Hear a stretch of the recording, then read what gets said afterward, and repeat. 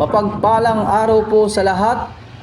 Daway po ay nasa mabuting kalalagayan ang buhay ng bawat isa. Panibagong araw, panibagong buhay, panibagong biyaya, pagkakataon na ibinigay ng Diyos na siyang pinagmumulan ng dakilang habag at pag-ibig sa pamamagitan po ng ating Panginoong Hesukristo. Pagpalain po tayo sa araw na ito at naway po sa umaga pong ito, nais ko lamang pong ibahagi sa aklat ni Mateo chapter 26 beginning verse 31 hanggang 35.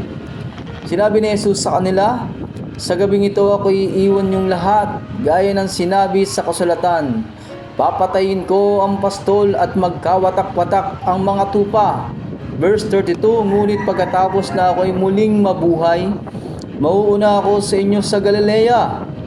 Verse 33, sumagot si Pedro, "Kahit na po kayo'y iwan ng lahat, hindi ko kayo iiwan."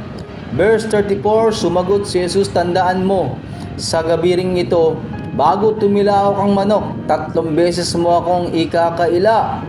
In last verse 35, ngunit matigas na sinabi ni Pedro, "Kahit na ako'y patayin kasama ninyo, hindi ko kayo ikakaila." Gayon din ang sinabi ng lahat ng alagad.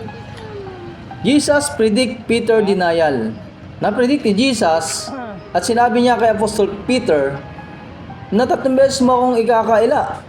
At ito nga ay nangyari nung that time na hinuli at dinakip ang ating Panginoong Hesukristo. Bilang mga mananampalataya, dinay ba natin ang ating Panginoon sa ibang tao? Ipinakilala ba natin sa ibang tao, sa mga nakakasalamuha natin, ang ating Panginoon kung paano niya tayo binago, paano niya tayo minahal, pinatawad sa ating kasalanan? Ito po ay makikita po natin na tayo po ay tinuturuan ng Diyos na maging tapat bilang mga lingkod ng ating Panginoon. Kasi sabi niya po dito sa salita ng Diyos sa Lucas chapter 12 verse 9, "Ngunit ang ila sa akin sa harapan ng mga tao ay ikakaila ko rin naman sa harap ng mga anghel ng Diyos." Amen po ba? So kung tayo po ay ikinakaila natin ang ating Panginoon sa maraming tao, sa harap ng mga tao, ganoon din po ang gagawin ng ating Panginoon sa harap ng Diyos at sa kanyang mga anghel. So lagi po natin tandaan na tayo po ay na-transform as a Christian people, as a Christian life. Dala-dala natin ang ating Panginoon. Dapat lagi po nating pinoproclaim na si Jesus sa ating buhay.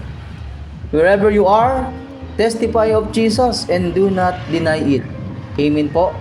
So yun po, sa maikling mensahe, huwag nating i-deny si Jesus sapagkat i-deny po tayo ng Panginoon sa huling araw kapag hindi po natin ipinatotoo ang pangalang Panginoong Hesukristo sa buhay ng bawat isa po sa atin. Amen po. So God bless po.